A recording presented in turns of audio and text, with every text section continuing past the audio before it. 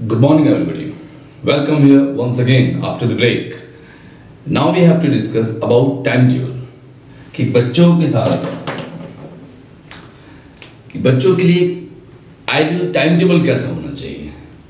देखिए, सबसे पहले हमने देखना है कि भले ही बच्चों की हम काउंसलिंग कराएं कहीं भी, उसका हम एम डिसाइड करें। बच्चे का एम जब तक डिसाइड नहीं होगा तब तक वो प्रॉपर पढ़ ही नहीं पाएगा। वो पढ़ेगा तब जब उसे पता होगा कि उसे वहां पहुंचना है। भले उसके लिए हमें किसी से काउंसलिंग करानी पड़े, कहीं पर भी जहां आपको अच्छा लगे, बच्चे के साथ बैठिए, उसका इंटरेस्ट पूछिए कहां पर है, फिर हम उसमें अपने एनर्जी ले लेंगे। और ये मैंने बताया कि ये being parents, being teacher, we both are responsible. ये हम दोनों की जिम्मेदारी है कि हम अपने बच्चों को उसके एम तक पहुंचाएं। उसके लिए देखिए, पढ़ाई में हम लास्ट मीटिंग में हमने डिस्कस किया था कि ये nothing can be done overnight.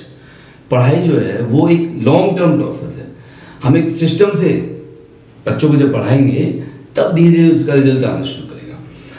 तो एम हमने जब डिसाइड कर लिया है, उसके बाद अब बच्चे पढ़ेंगे कैसे, कि दो हम टाइम टेबल उस बच्चे को बना के देंगे कि एक जिस दिन वो बच्चा स्कूल जा रहा है वो एक टाइम टेबल को फॉलो करेगा।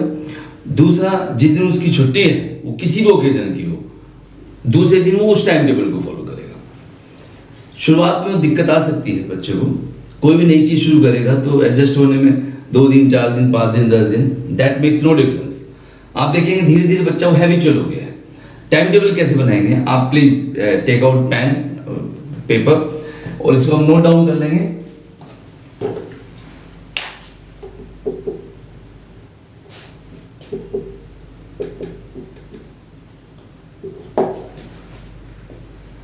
पहले बनाएंगे जिस दिन बच्चा हमारा स्कूल जा रहा है वो किस टाइम टेबल को फॉलो करेगा।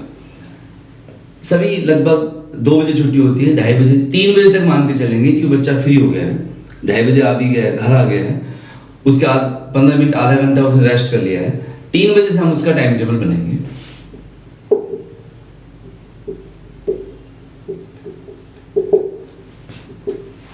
तीन से 4 उस बच्चे को प्रॉपर हम टेबल देंगे घर पर, पॉसिबल हो तो टेबल लैंप भी देंगे। वहां बच्चा 3 बजे अपनी टेबल पर आ जाएगा। 3 बजे टेबल पर आने के बाद यहां वो 1 घंटा पढ़ेगा। फर्स्ट उसमें 3 to 4 सब्जेक्ट वो आप जो चाहे, या बच्चा जो जैसा अपनी उसको अच्छा लगे वो सब्जेक्ट यहाँ ले ले। इंग्लिश ले ले, मैथ्स ले ले, साइंस ले ले।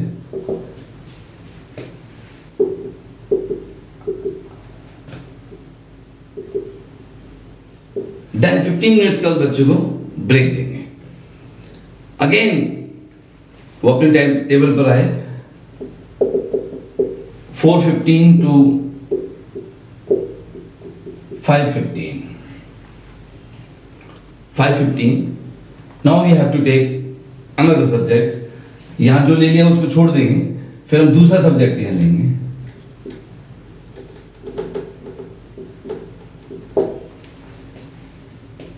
और देन अगेन 15 मिनट का बच्चे को ब्रेक देंगे हम। देन 5:30 to 6:30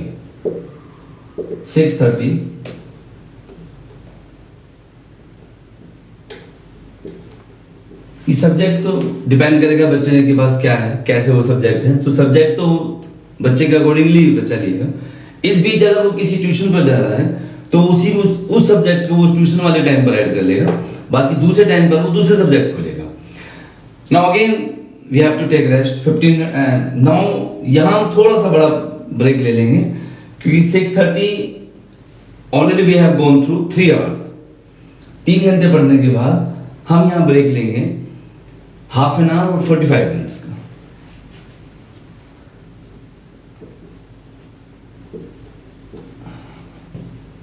Now 7:15 to 8:15 ये फिर 1 घंटा वो बच्चा अपना 4 सब्जेक्ट लेगा।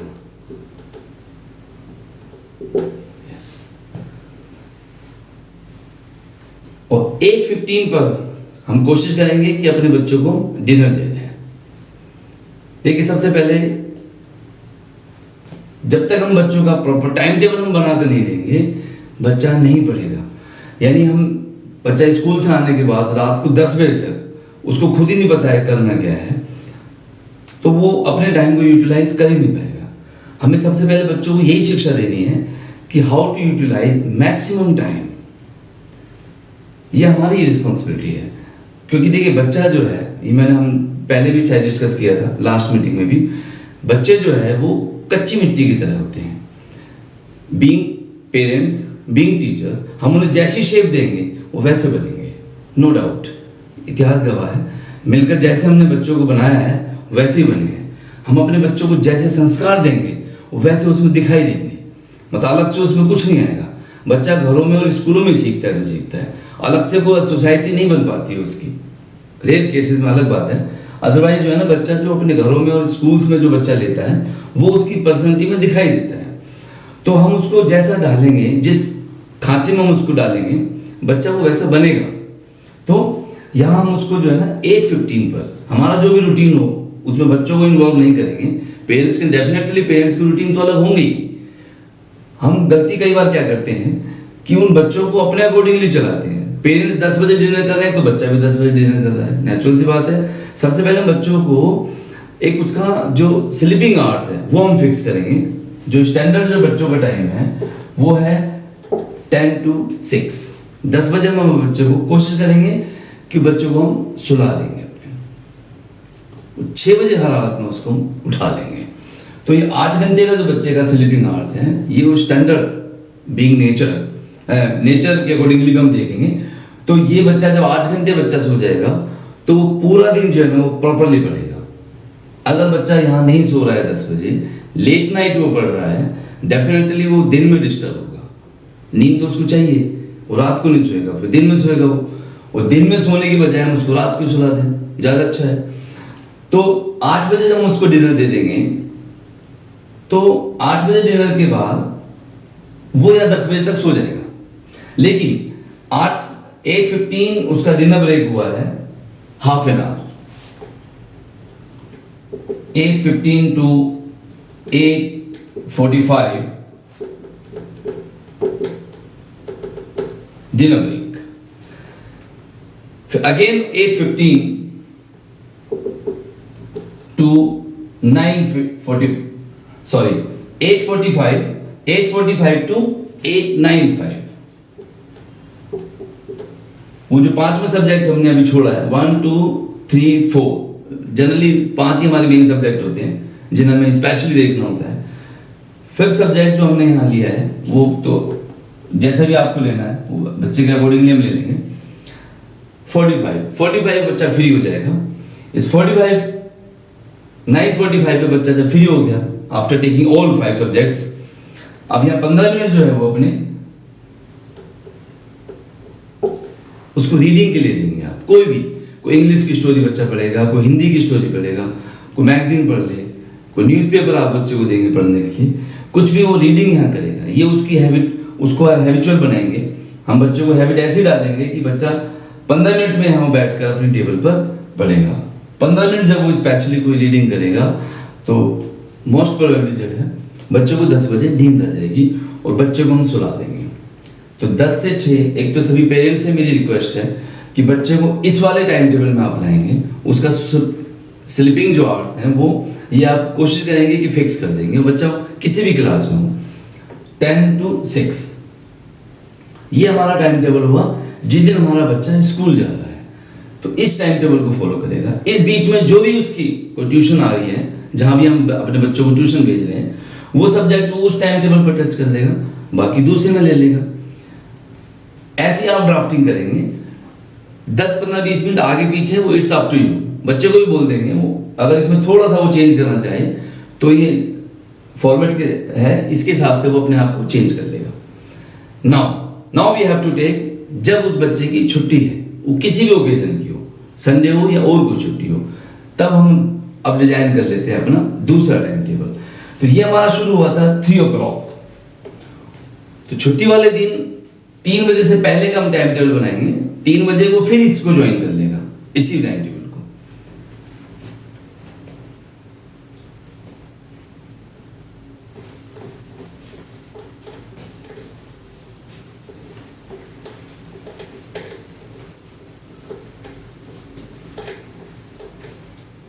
बच्चा जैसे 6 बजे उठ ही गया है, छुट्टी वाले दिन भी वो 6 बजे उठेगा। ये जो सोने के जो उसके आवर्स हैं, ये इसलिए फिक्स कर देने हैं हमें, ताकि बच्चा धीरे धीरे वो इसका इसी प्रॉपर स्ट्रक्चर में आ जाए। तो वो छुट्टी हो या वो स्कूल जा रहा हो, उठेगा वो 6 बजे ही। फिर भी जो है ना, यहाँ 6 बजे से लेकर के ना 8 बजे तक उसके पास 2 घंटे पूरे हैं। इस बीच छुट्टी वाले दिन वो मॉर्निंग वॉक पे जा सकता है, कहीं उनको एक्सरसाइज कर सकता है। वो 8 बजे उसको कोशिश करेंगे हम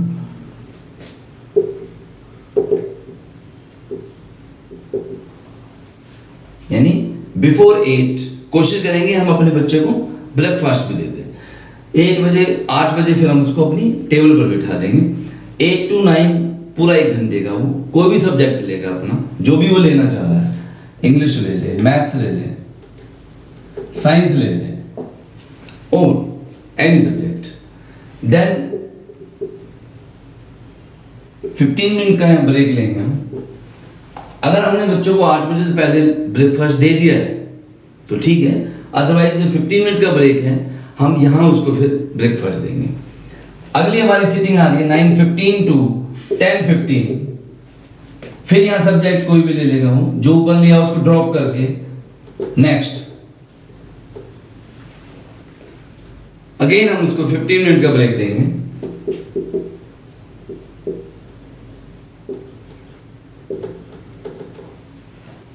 एंड 10:30 to 11:30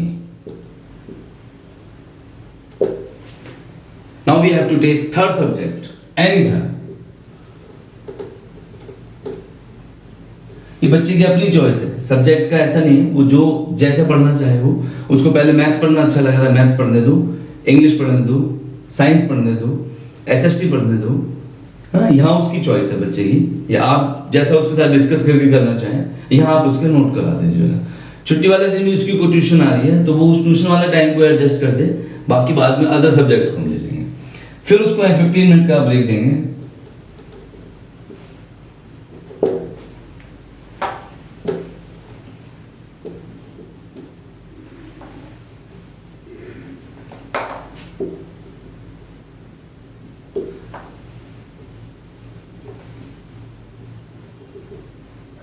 यहाँ 15 मिनट का हम यहाँ उसको ब्रेक देंगे।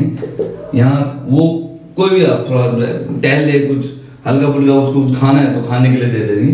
अदरवाइज जो है अगेन 11:45 to 12:45 ये 4th सब्जेक्ट हम उसको देंगे, कोई भी जो भी सब्जेक्ट उसका है। यहां वी हैव टेकन 4 सब्जेक्ट्स। हमने मैक्सिमम जो है ना अपना जो है ना सारा यहाँ पर सभी सब्जेक्ट को हमने टच कर लिया है। यहाँ 12:45 पर हम उसको एक लंबा ब्रेक दे देंगे, लंच ब्रेक। उसमें वो थोड़ा सा अपना जो भी काम करना चाहे वो आप कर सकता है।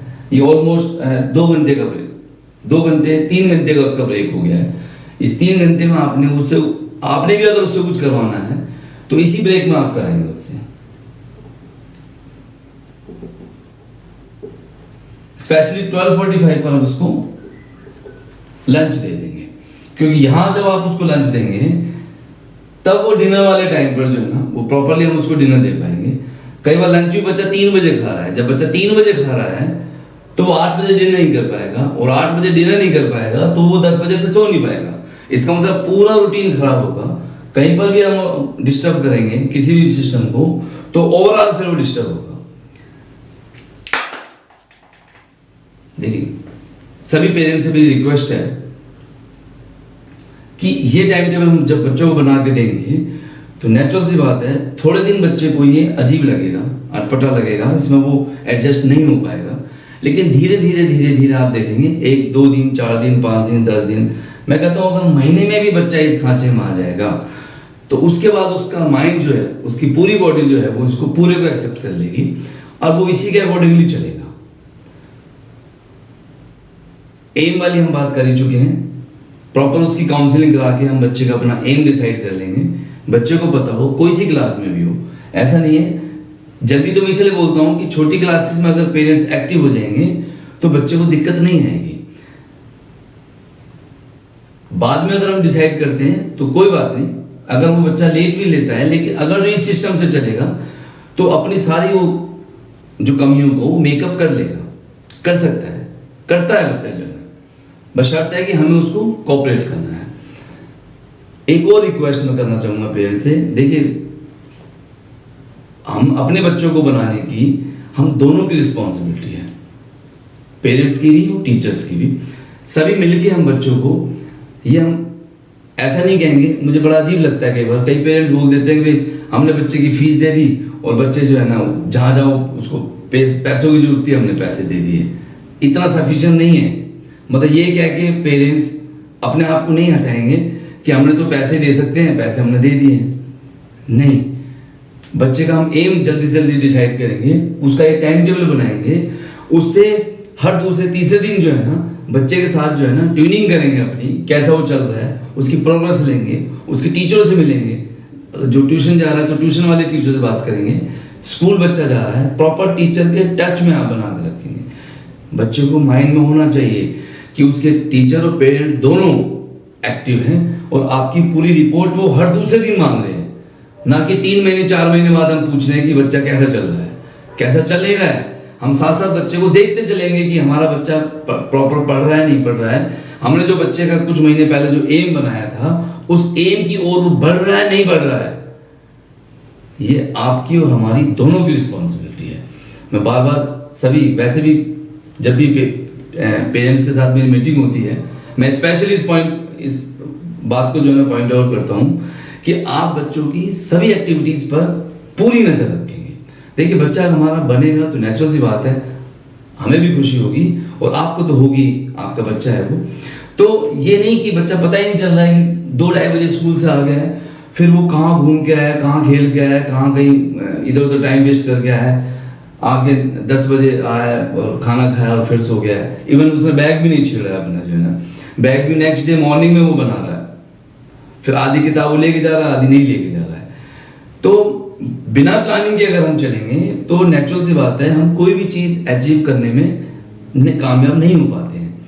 हमें कोई चीज तभी मिलेगी जब हम प्रॉपर्ली सिस्टम से चलेंगे।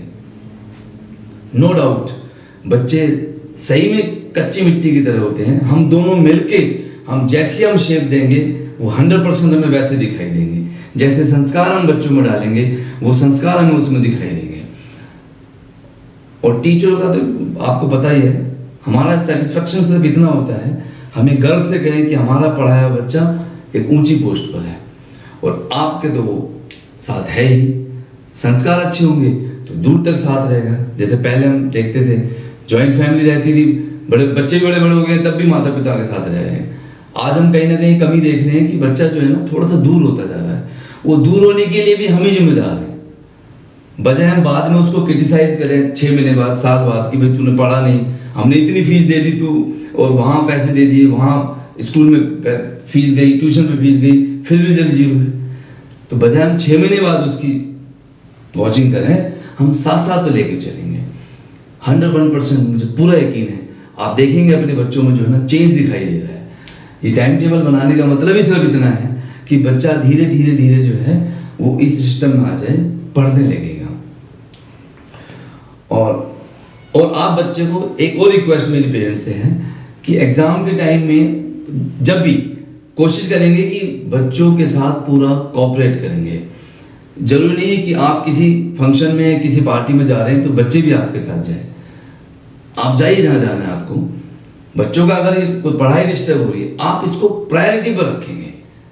मेरी रिक्वेस्ट ये है सभी पेरेंट्स से कि इसमें जब टाइम टेबल हमने बना दिया है तो not only students have to follow but also you. कारण ये है कि अगर आपको लग रहा है कि बच्चा इंपॉर्टेंट उसमें पढ़ रहा है, आपको किसी फंक्शन में जाना है, तो whether you have to cancel your programme, कर दीजिएगा। बच्चों को जब हमने अगर हमारा बच्चा इसमें सिस्टम में फिट हो गया है, तब इसको ब्रेक करने का मतलब ये है कि बच्चे को फिर से टाइम लगेगा इस ट्रैक पर आने के लिए। इसको फॉलो करने में टाइम लग सकता है बच्चे को, लेकिन एक बार जब बच्चा हमारे इस खांचे में आ जाएगा तो आप देखेंगे कि बच्चा अब हैबिचुअल हो गया है, उसकी बॉडी ने, उसके माइंड ने इस बात को मान लिया है कि स्कूल के जाने के बाद वो इस टाइम टेबल के अकॉर्डिंगली चलेगा। जिस दिन उसकी छुट्टी होगी वो टाइम टेबल उसके माइंड में सेट है।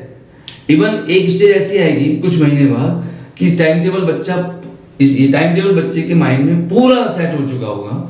उसको पता है कि ये अब ये इस घंटे उसको ये करना है, इस घंटे उसको ये करना है, उसको ये पढ़ना है। ये प्रैक्टिकली आई हैव सीन कि जिन बच्चों ने टाइम टेबल फॉलो किया है, पेरेंट्स की हेल्प से, टीचर की हेल्प से, वो बच्चे आज हैं किसी पोस्ट पर। देखिए, बच्चों को पढ़ाई का क्या पर्पस है? एजुकेशन का मेन पर्पस है कि हम अपने बच्चों को कामयाब बनाएं, सक्सेस दिलाएं बच्चों को। वो किसी पोस्ट पर आ जाए वो तो दी बेस्ट है, अदरवाइज वो किसी वजह से वहां नहीं भी पहुंच पाता है। तो ये मैं दावे के साथ कह सकता हूं कि आपका बच्चा कभी भी कहीं फेल नहीं होगा, क्योंकि बच्चे की परवरिश इस ढंग से हुई है, बच्चे ने एजुकेशन ली है, वो इतने प्रॉपर ढंग से ली है कि बच्चा कहीं पर भी फेल नहीं हो सकता है। तब आपको भी लगेगा और हमें भी लगेगा, दोनों को लगेगा कि हमने जो है ना अपनी मेहनत जो लगाई है जहां पर जो है वो सफल हुई है। सो वंस अगेन मैं रिक्वेस्ट करूंगा सभी पेरेंट्स से कि इसमें थोड़ा सा बच्चों की हेल्प करेंगे। एम हम किसी भी काउंसलिंग के साथ करा के उसका एम डिसाइड करा देंगे। डिपेंड करेगा बच्चे के इंटरेस्ट पर, बच्चे का इंटरेस्ट कहाँ पर है। प्रॉपर काउंसलिंग के बाद जब बच्चे का एम डिसाइड हो जाएगा, ये हम उसका टाइम टेबल बना देंगे, और टाइम टेबल जब वो बच्चा फॉलो करने लगेगा तो धीरे धीरे धीरे बच्चा जो है वो लगेगा कि आपको भी जो ना बच्चा है ग्रो कर रहा है। उसके लिए हम ऑलरेडी पिछली क्लास में डिस्कस हमने कर ही लिया था, वो इंग्लिश लैंग्वेज जो है ये हम प्लान कर ही चुके हैं। हम बच्चों को प्रॉपरली वो गिफ्ट दे ही चुके हैं जिसमें बच्चा जो है वो अपनी इंग्लिश इंप्रूव करेगा, और उसके बाद ओवरऑल उसमें रिजल्ट दिखाई देगा बच्चे में। तो बच्चों को करियर बनाना हम दोनों की बराबर की रिस्पॉन्सिबिलिटी है। तो बजाय हम उन्हें टाइम टू टाइम क्रिटिसाइज करें, ब्लेम करें, बेटर है कि हम उनको प्रॉपर सिस्टम में एक डाल दें, ताकि लगेगा कि हमने बच्चों को सिस्टम में डाल दिया है, फिर वो प्रॉपर बच्चे फीडबैक देंगे। वन मोर रिक्वेस्ट, आप घर पर, हम भी स्कूल में कोशिश करते हैं कि बच्चों को कभी भी कोई नेगेटिव वर्ड नहीं बोलते हैं। आप भी घर पर ध्यान रखेंगे, कोई भी बच्चे को नेगेटिव वर्ड नहीं बोलेंगे। बच्चे को पनिश करना है तो उसका वे आप सेलेक्ट कीजिए, कोई भी नेगेटिव लैंग्वेज नहीं बोलेंगे, क्योंकि बच्चे के माइंड में वो फिर बैड इंप्रेशन जाता है उसका। कोई भी चीज़ देखिए, पॉजिटिव चीज़ लेने में थोड़ा टाइम लगता है, नेगेटिव जो पॉइंट्स होते हैं वो बच्चा बीइंग ह्यूमन नेचर जो है वो बहुत तेजी से कैच करता है। तो कोई भी जो है नेगेटिव बात बच्चे के साथ नहीं करेंगे। आप उसको पनिश करना चाह रहे हैं तो अपने आप तरीके आप ढूंढिए, आप सभी मुझे बताने की जरूरत नहीं है, यू नो बेटर कि आप कैसे बच्चे को पनिश करेंगे, कहाँ आप उसकी कोई किसी फैसिलिटी को आप रोकेंगे। आप ये प्रैक्टिकली प्रूव करके देख लेंगे, एक बार बना करके ना अपने बच्चों को आप इसमें शुरू करेंगे, और फिर आप देखेंगे कि वाकई जो है ना आपके बच्चे में ड्रास्टिक चेंज आया है, बच्चा प्रॉपरली पढ़ रहा है। इवन बच्चे में कोई बैड हैबिट आएगी नहीं। भाई बच्चा अपना जब टाइम वेस्ट नहीं करेगा कहीं पर भी, अपना मैक्सिमम टाइम जो है ना वो पढ़ाई में लगाएगा, तो गलत आदत उसके पास आएगी नहीं, उसका गलत सर्कल बनेगा ही नहीं। गलत सर्कल उसका कब बनेगा? जब स्कूल से आने के बाद वो पता ही नहीं उसको क्या करना है, वो जाके कैफे में बैठ गया 2 घंटे 3 घंटे, वहां उसको दोस्त मिल गए, तो डेफिनेटली वहां 3 घंटे उसने अपने बच्चों के साथ, किसी भी अपने यार दोस्त के साथ बिताए हैं, तो वो उसमें धीरे धीरे जो है ना बातें वो आने लगेंगी। बच्चे के पास जब ये टारगेट होगा कि भाई तुझे घर जाके इस टाइम टेबल से पढ़ना है, छुट्टी वाले दिन तुझे ऐसे पढ़ना है, 101% आप देखेंगे कि धीरे धीरे आपका बच्चा अगर ट्रैक से उतर भी गया है, तब आप देखेंगे कि वो ट्रैक पर आ गया है 101%। और एक एम बच्चे के पास होगा, एक एम के बाद बच्चे आपको लगेगा कि वो अपने एम पर पहुंच रहा है। ओवरनाइट कुछ नहीं होता है, ये आप भी जानते हैं, हम ही जानते हैं। हमारा मेन टारगेट क्या होता है? बीइंग पेरेंट्स और बीइंग टीचर, हम अपने बच्चों को आईना दिखाते हैं कि what they have to face after 5 years, 6 years, 10 years। उन बच्चों को नहीं पता कुछ भी, जो है 101% बच्चों को नहीं पता है कि उन्हें 5 साल 10 साल के बाद किस दौर से गुजरना पड़ सकता है। अगर प्रॉपर एजुकेशन हम बच्चों को नहीं दे पाए तो बच्चों को डेफिनेटली परेशानी होनी है। तो हम उन्हें जैसा ढालेंगे, जैसा हम उन्हें बताएंगे, दिखाएंगे, सिखाएंगे, बच्चे आप वैसे करेंगे। ये 100% प्रूव्ड है, इसमें डाउट नहीं है। आप बच्चों में जैसा बना देंगे, आप देखेंगे कोई बात नहीं, शुरू में दिक्कत आएगी, 101% बच्चे में दिक्कत आएगी। उसे बड़ा अजीब सा लगेगा कि तू किस जेल में आ गया, तू किस सिस्टम में जो है बाउंड हो गया है। कोई बात नहीं, शुरुआत में आप थोड़ा सा लिबरल हो जाएंगे। भाई इसको 100% फॉलो नहीं करेगा, मैं कहता हूँ अगर जो 20-30% भी फॉलो करता है, तब भी आप समझ लेंगे कि वो थोड़ा थोड़ा आ रहा है। वन डे 101% वो 100% इसको फॉलो करेगा टाइम टेबल को, और देखेंगे कि बच्चा फिर उसके अंदर चेंज दिखाई दे रहा है। ये आप जरूर ध्यान रखेंगे कि हर दूसरे तीसरे दिन, बजाय महीने 2 महीने में बच्चे की रिपोर्ट लें, हर दूसरे तीसरे दिन आप पूरी उस पर नजर रखेंगे, काउंसलिंग करते रहेंगे बच्चे के साथ अपनी, कि वो प्रॉपरली पढ़ रहा है, नहीं पढ़ रहा है, उसका क्या फीडबैक है। वो मापदंड मैंने आपको बताया था कि बच्चे की जब अंग्रेजी हम इम्प्रूव कर देंगे, बच्चा जब अपनी इंग्लिश को स्ट्रॉन्ग कर लेगा, तो किसी भी सब्जेक्ट में उसको प्रॉब्लम नहीं आएगी, बच्चे को इंटरेस्ट आएगा सभी सब्जेक्ट में। ये हमने पिछली मीटिंग में भी डिस्कस किया था, और आज भी मैं थोड़ा बता देता हूँ, आपको पता ही है कि बच्चे की अंग्रेजी जब स्ट्रॉन्ग हो जाएगी तो बच्चा पढ़ाई से बचेगा नहीं, बच्चे को इंटरेस्ट आएगा अपने आप धीरे धीरे। और इस करने के बाद, ये सब फॉलो होने के बाद हमें लगेगा, आप भी सेटिस्फाइड होंगे, हम भी सेटिस्फाइड होंगे कि हाँ हम जिस सिस्टम से बच्चों को चलाना चाह रहे हैं, जो एजुकेशन हम उसको देना चाह रहे हैं, जो संस्कार हम अपने बच्चों को देना चाह रहे हैं, वो बच्चों में आ रहे हैं। So once again thank you so much for coming here. और कभी भी आपको लगे कि जो है किसी भी तरह की मेरी कोई हेल्प आपको चाहिए, वैसे आप अपने टीचर्स के साथ प्रॉपर ट्यूनिंग बना के रखेंगे तो आपको दिक्कत आएगी नहीं। अपने बच्चों को इस सिस्टम से आप चलाएंगे, तब आप खुद ही सेटिस्फाइड होंगे। और बीच बीच में कोई बात नहीं, कोई जो ब्रेक आपने देना है वो देते रहे बच्चों को। कोई उसको सीरियल देखना है, वो आधा पौन घंटे का, अलग बात है। बस बच्चों को लगातार कोई ऐसे उसमें ना लगे कि पहले 3 घंटे बाहर वो खेल भी आया, फिर वो 2 घंटे टीवी में बैठा हुआ है, तो टाइम खराब ही हो गया है। बच्चों को टाइम की पावर का जो है ना वो हम ही बताएंगे। बच्चों को अभी नहीं पता चलेगा, बच्चों को तो पता चलेगा 10 साल के बाद, लेकिन फिर करेंगे क्या वो 10 साल के बाद। अगर हमारे बच्चे सक्सेस नहीं हो पा रहे हैं तो बच्चों को बजाय ब्लेम करने के कि हम उसको और को नेगेटिव कोई बात बोले, पहले हम उसको जो है ना प्रॉपर बताएं कि आपने आगे करना क्या है, कैसे आप जो है ना अपने टाइम को यूटिलाइज करेंगे।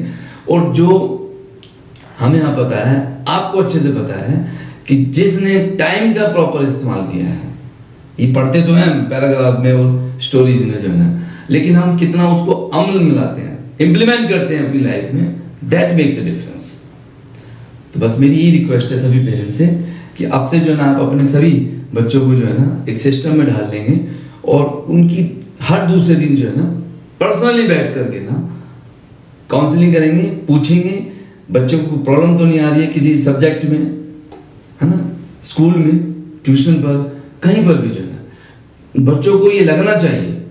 मैं पूरी अपनी क्लास में बोलता हूँ, पेरेंट्स से भी रिक्वेस्ट करता हूँ कि हम और आप जो है ना इन बच्चों के साथ पूरा जुड़ जाएंगे। मतलब मात्र हमने सब्जेक्ट पढ़ा दिया, आपने बच्चे की फीस दे दी, इतना सफिशिएंट नहीं है। बच्चे के माइंड में होना चाहिए कि टाइम टू टाइम पेरेंट्स भी रिपोर्ट ले रहे हैं, टाइम टू टाइम टीचर भी जो है ना पूछ रहे हैं कि पिछले 2-3 दिन में आपने क्या ग्रो किया है। मतलब वो महीने 2 महीने की ग्रोथ दिखाई नहीं देगी हमें एकदम से जो है ना, लेकिन 2-3 दिन की रिपोर्ट हम जरूर ले पाएंगे। भाई पिछले 2-3 दिन में आपने किस सब्जेक्ट में कितनी ग्रोथ की है, कोई प्रॉब्लम आ रही है कहीं पर भी जो है ना, ताकि हैंड टू हैंड हम उसको जो है ना शॉर्ट आउट करते रहें। So thank you once again, thank you so much, thank you.